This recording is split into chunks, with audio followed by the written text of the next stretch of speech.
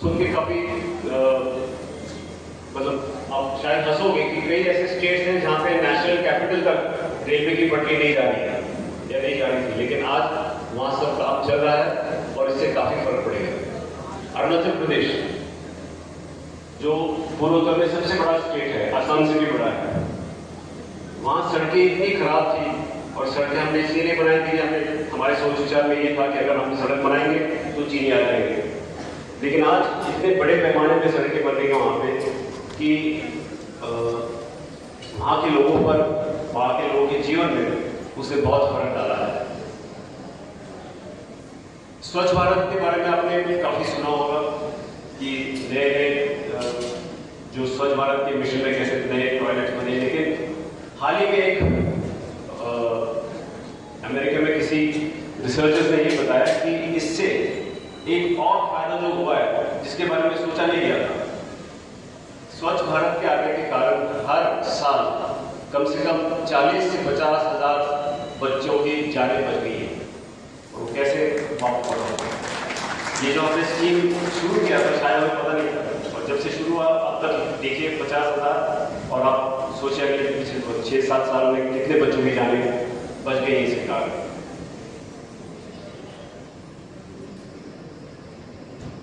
शिक्षा के बारे में भी दीदी मैडम ने भी आपको कुछ बताया और डॉक्टर अमीर साहब ने भी कुछ कहा, लेकिन इस एरिया में जो मैं फर्क देख रहा हूँ वो है कि नए नए कॉलेजेस, प्रोफेशनल कॉलेजेस ज़्यादा बनी हैं। अगर मैं पूर्वोत्तर की बात करूँ तो पूर्वोत्तर में आपको सुन के बड़ा अजीब लगेगा कि कुछ ऐसे स्टेट्स हैं जहाँ कोई एक इंजीनियरिंग कॉलेज भी नहीं है। हम पूर्णिया डिस्ट्रिक्ट की बात कर रहे थे, लेकिन पूरे स्टेट में कोई एक या दो ऐसे स्टेट्स हैं जहाँ मेडिकल कॉलेज नहीं है, पूरे स्टेट में कोई इंजीनियरिंग कॉलेज भी नहीं है। लेकिन धीरे धीरे कॉलेजेस, यूनिवर्सिटीज, नई न्यू एजुकेशन पॉलिसी 2020 की, इसके फायदे तो अब कुछ साल के बाद हमें पता चलेगा, लेकिन ये बहुत ही नए किस्म की एक पॉलिसी हमने निकाली है और इसका फायदा आप लोगों को जरूर होगा। स्कूल एनरोलमेंट उदाहरण के तौर पे एक आज से 8-10 साल पहले 80% 82% पे थी, आज स्कूल एनरोलमेंट 98% तक पहुंच गई है। अनिल जी ने कहा कि 74% ही लिटरेसी है, लेकिन मैं समझता हूँ ये 74% 100% बनने में ज़्यादा समय नहीं लगेगा। तो भारत के भविष्य क्या दर्शाता है आज? जैसे मैंने आपको पहले बताया 2047 में एक उच्च स्थान जरूर होगा, और जो हम हर समय कहते हैं माइग्रेशन, यहाँ से इंडिया से लोग चले जाते हैं, यूरोप चले जाते हैं, यूएस, एक रिवर्स माइग्रेशन आप देखेंगे, बल्कि ये शुरू हो चुका है। मैं जब बात करता हूँ दिल्ली में बच्चों के साथ या मुंबई में, तो मुझे ये बहुत चौंकाने वाली चीज़ है कि आज बच्चे जाना नहीं चाहते, क्योंकि तकरीबन हर एक फैसिलिटीज, हर एक जो डिपार्टमेंट्स, लाइन्स पढ़ाई की है वो तकरीबन सारे इंडिया में शुरू हो गए। और कई लोग जो यूनाइटेड स्टेट्स और यूरोप में कई सालों से सेटल है वो वापस आ रहे हैं, और इसे हम रिवर्स माइग्रेशन कह रहे हैं, और इसकी संख्या भी बढ़ती जाएगी। इसके बारे में ज़्यादा मीडिया बात करती नहीं है, लेकिन जमीन पर अगर देखा जाए तो ये बहुत बड़े पैमाने में हो रही है।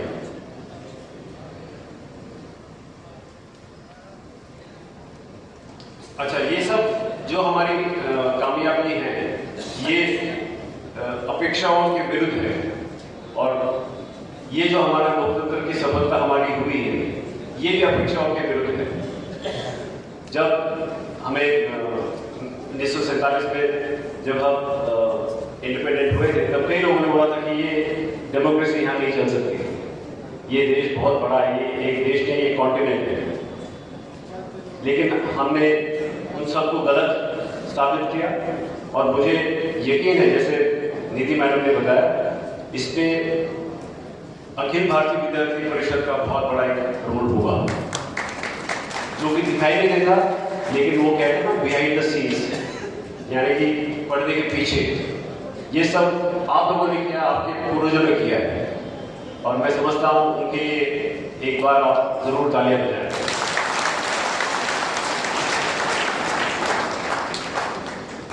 हमारे देश के सामने एक और चुनौती जो भी उठ खड़ी है वो ये है कि जो सीमाएं हैं, हमारी सीमाएं, बॉर्डर्स, यहाँ पे थोड़ी सी अशांति फैली है। पाकिस्तान और चाइना के बारे में मैं कुछ बताना नहीं चाहूँगा क्योंकि हर समय कुछ ना कुछ गड़बड़ इनकी सीमाओं पर जरूर है, लेकिन जो दो देश हैं वो है बांग्लादेश और म्यांमार।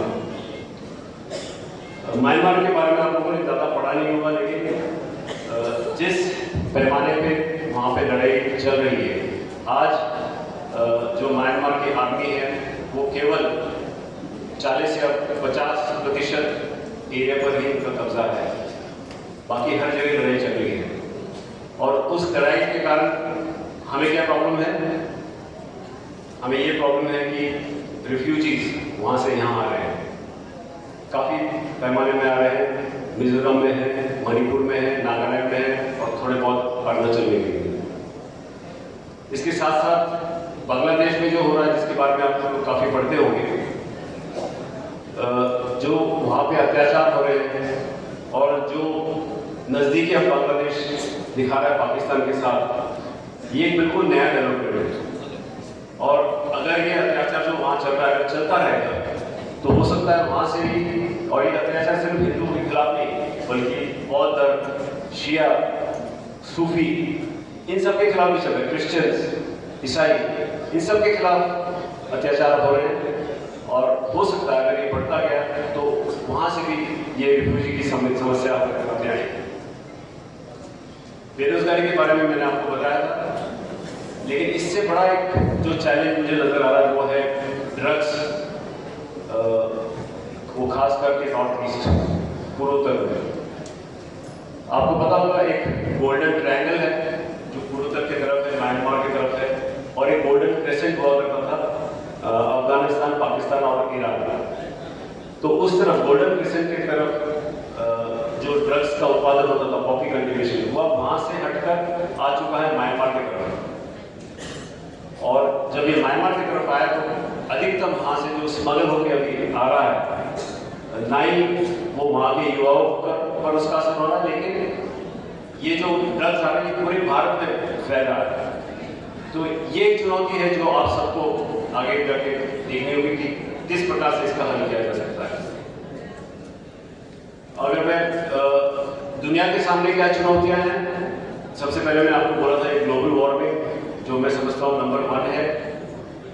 आर्टिफिशियल इंटेलिजेंस के बारे में भी मैंने बताया था, लेकिन एक और जो समस्या अभी खड़ी हुई है टेक्नोलॉजी के बारे में मैंने आपको बताया था, लेकिन जो टेक्नोलॉजिकल उपलब्धियां हैं वो आजकल देश आपस में बांटने के लिए तैयार नहीं है।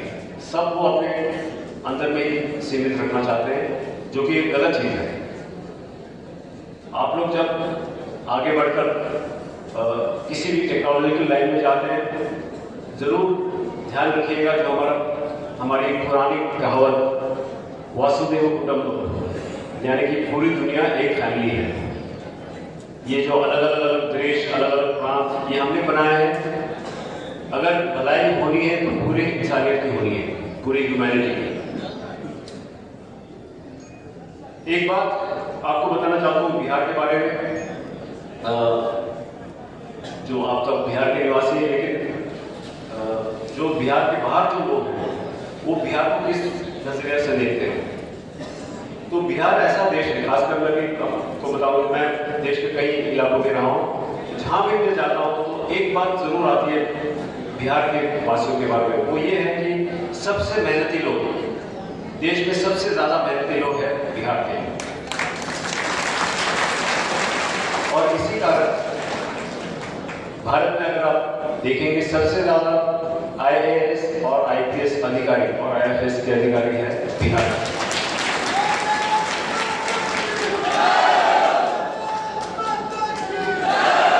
और ये कोई नई चीज नहीं है, ये कई सालों से है। इसके साथ साथ आप दूर दराज के इलाके में जाइए, जैसे मैं नॉर्थ ईस्ट में रहा हूँ, तो दूर दराज के इलाके में जहाँ कोई गाड़ी नहीं जाती, जहाँ कोई इंसान नहीं जाता, लेकिन अगर स्कूल है तो वहाँ के कई मैंने टीचर देखे, तकरीबन 60% जो बाहर के स्टेट से आए हैं वो बिहार के। तो ये चीज़ें आपको कोई बताएगा नहीं, लेकिन ये चीज़ें मैंने महसूस की है, इसलिए मैंने समझा कि आपको बताऊंगा। जो इतिहास के नज़रिए से अगर देखा जाए, पाटलिपुत्र, अशोका, ये सब यहीं के रहे। गया, नालंदा, मुझे पता नहीं आप में से कितने लोग नालंदा गए, अगर नहीं गए तो जरूर जाइए। मैं तो 2 साल पहले गया था, लेकिन उसके बाद मैं 3 बार जा चुका हूँ नालंदा। क्यों? वहाँ पे जाके जो मैंने देखा कि कैसे हम लोग दुनिया के विश्व के गुरु थे इस समय, उसी आधार पे हमने एक नई यूनिवर्सिटी भी बनाई, जिसका उद्घाटन इसी साल हुआ था, जून या जुलाई के महीने में, शायद हमारे आदरणीय प्रधानमंत्री जी ने किया था। तो वो विश्वविद्यालय जो 600 साल तक चलता रहा, उसमें आपको सुनकर काफी शायद आपको यकीन नहीं होगा, 10,000 छात्र उस नालंदा यूनिवर्सिटी में सीखते पढ़ाई करते। और स्टूडेंट टू टीचर रेशियो क्या था? 3 स्टूडेंट के पीछे, 3 विद्यार्थियों के पीछे 1 गुरु। ये स्टूडेंट टीचर रेशियो दुनिया में कहीं भी नहीं हो सकता, लेकिन ये है बिहार। फिर पवित्र गंगा जल इसी स्टेट में है। गुरु नानक देव जी, इंडियन आर्मी में मैं सिख रेजिमेंट का हूँ। मेरे सारे सोल्जर्स, जवान मेरे सिख सरदार थे। तो हर एक जवान, जब मैं बटालियन कमांड कर रहा था, कि हर एक ने मुझे कहा ये बात, साहब मैंने जाना, पटना साहब जरूर जाना मेरे एक बार जिंदगी में, तो चाहे हम जम्मू कश्मीर में हो, पूर्वोत्तर में हो। मैंने ये आदेश दिया था अपने जवानों को कि आप हर एक आदमी, हर एक जवान छुट्टी पे जाएगा। और मुझे ये कहते हुए खुशी हो रही कि जब मैं कमांडिंग ऑफिसर था, मेरे 95%, 95% लोग अपने फैमिली को लेकर पटना साहब आए। और ये मेरे कहने थे क्योंकि उनके दिमाग में है कि पटना साहब अगर आप नहीं गए तो जैसे एक मुसलमान के लिए अगर मक्का मदीना नहीं जाता उसको क्या फीलिंग आती है, इसी प्रकार से हम अगर अयोध्या नहीं जाते, काशी नहीं जाते तो फीलिंग है।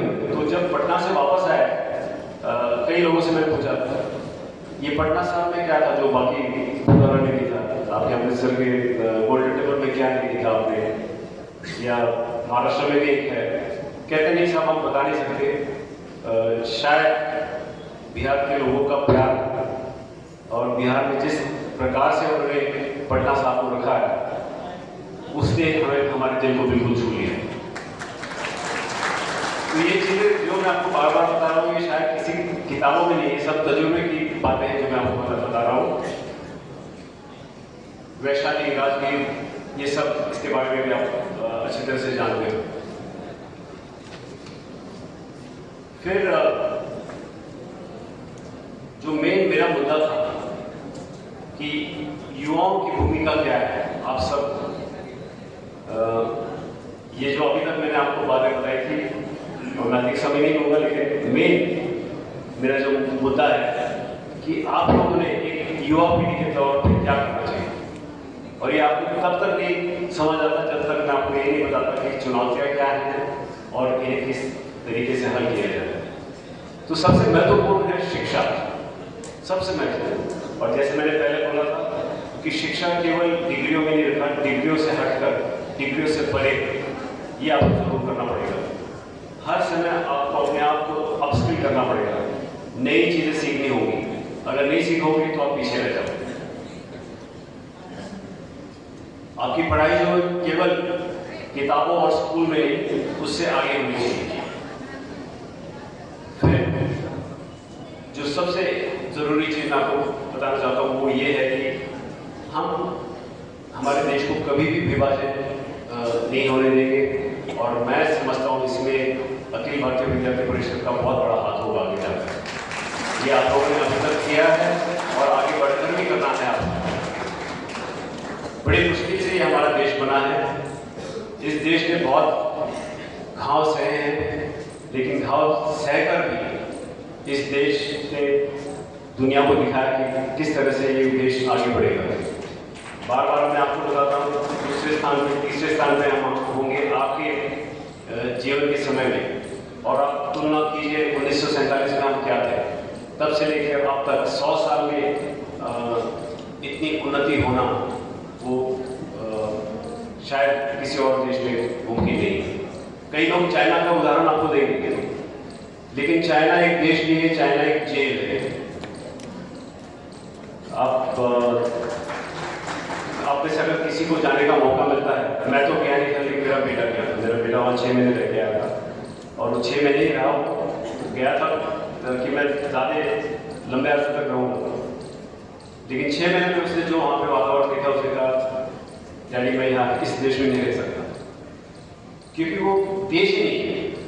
और यही देश है जो आपको हर बार चुनौती देता रहेगा, चाहे वो हमारे सीमाओं पर हो, चाहे हमारे इंडियन ओशन में हो, चाहे वो साइबर अटैक्स में हो, जो कि बड़े पैमाने पर करते हैं।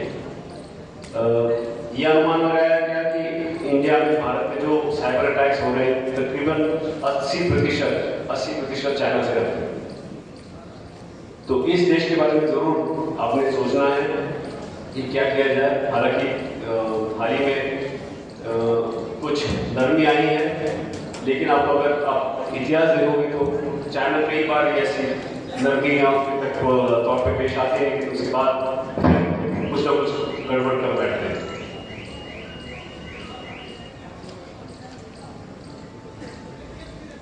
और अंत में आप सबसे मेरा यही जो मेरा एडवाइस आपके लिए वो ये है कि राष्ट्र के बारे में हर बार सोचिए, जो कि और कोई इंस्टीट्यूशन यहाँ पे मेरे ख्याल से अखिल भारतीय विद्या परिषद के अलावा देश में और कोई इतना बड़ा ऑर्गेनाइजेशन नहीं है जो देश के बारे में सोचता हो। और यही सोच विचार आप आगे लेके चलिए, भारत जरूर एक बड़ा राष्ट्र बनेगा। और बड़ा राष्ट्र बनने के लिए या राष्ट्र निर्माण जिसके बारे में मैं आपको बताना चाहता हूँ, इसमें 2-3 चीज़ें हैं। हमारी जो विविधता है इसे स्वीकार कीजिए, क्योंकि विविधता में ही हमारी शक्ति है। अपने गांव, कस्बे और राज्य से परे होकर सोचिए, जो आप लोग करते रहे हो आगे भी करते रहिएगा इसको। इस देश में ज़्यादा से ज़्यादा यात्रा करने की कोशिश करो। अगर आप बिहार से हटकर बाकी राज्यों में जाइए, यात्रा से अच्छा कोई शिक्षण है नहीं। जो चीज़ें आप यात्रा में सीखते हो वो और किसी चीज़ में नहीं सीखोगे। महिलाओं का आदर्श सम्मान, सत्कार हर समय कीजिएगा, और जो कुछ पिछली गलतियां हम कर चुके हैं एक देश के तौर पे, उन्हें हमें दोहरानी नहीं चाहिए। यहाँ पर आकर मैं भी अपने शब्द खत्म करूँगा। बहुत बहुत धन्यवाद आयोजन करताओं के लिए। और एक बार फिर मैं ये कहना चाहूँगा, ये भी होगा, लेकिन इससे पहले मैं ये कहना चाहूँगा कि दोबारा मौका मिलने पर मैं ज़रूर बिहार में आऊँगा, और दुनिया में अगर आप लोगों ने बुलाया तो मैं ज़रूर आऊँगा। इसमें मुझे कोई तकलीफ नहीं होगी, बल्कि मुझे बड़ा उत्साह होगा। बहुत बहुत धन्यवाद। जय हिंद। भारत माता की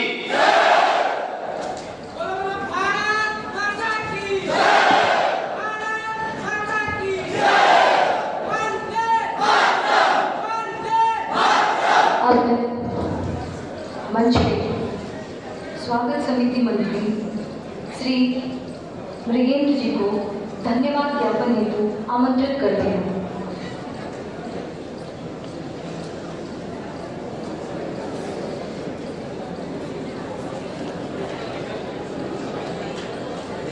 भारत माता की, भारत माता की।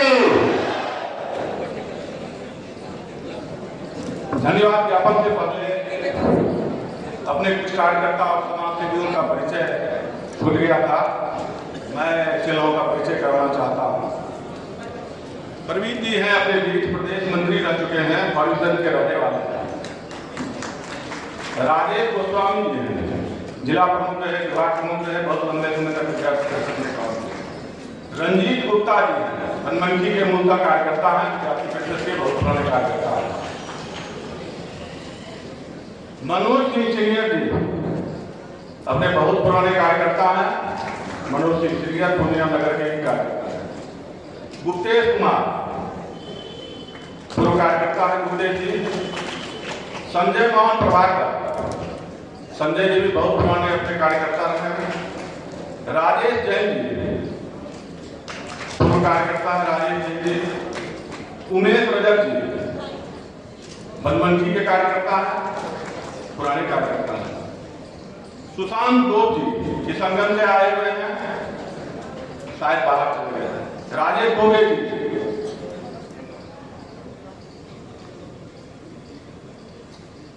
प्रफुल्ल रंजन वर्मा जी, मनोज चौहान जी पूर्व कार्यकर्ता हैं। सूरज वर्मा जी, संतोष कुमार जी, मंटू जी बनमनखी कार्यकर्ता मंटू जी, और अपने बीच समाजसेवी नूतन गुप्ता जी हैं, उनका भी मैं परिचय करा दूं। नूतन गुप्ता जी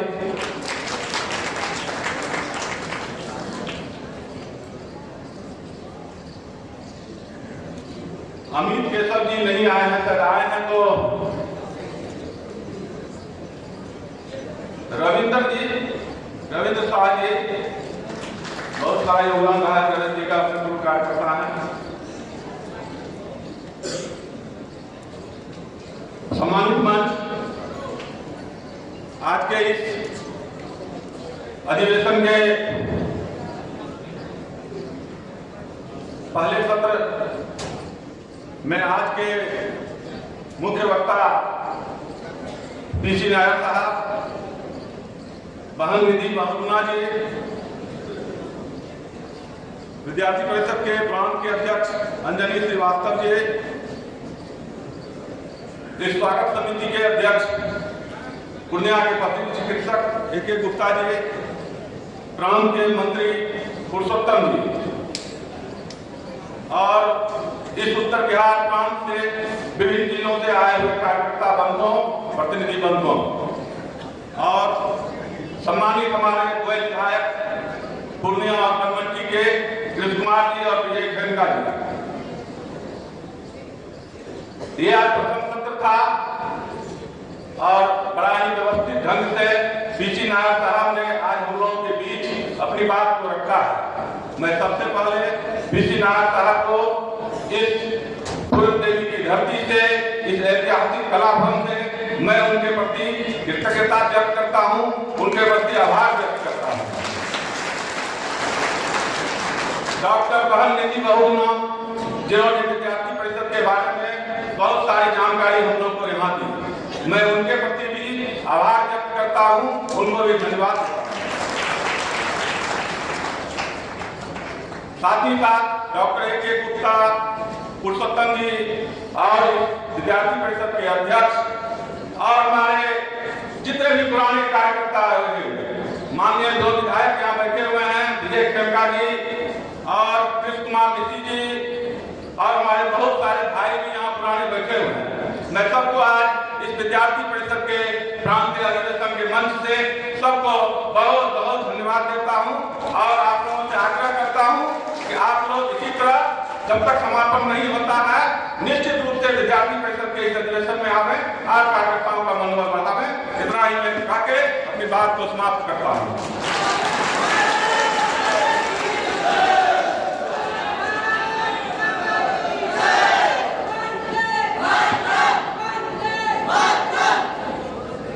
सभी प्रतिनिधि सूचना पे ध्यान देंगे। आगे 2:15 तक आपका भोजन रहेगा। भोजन परिवेश में छपरा और सिवान विभाग के कार्यकर्ता लगेंगे। अगला सत्र 3:15 से प्रस्ताव प्रस्तुति का रहेगा। सभी प्रतिनिधि समय से 5 मिनट पूर्व मुख्य सभागार में आएंगे।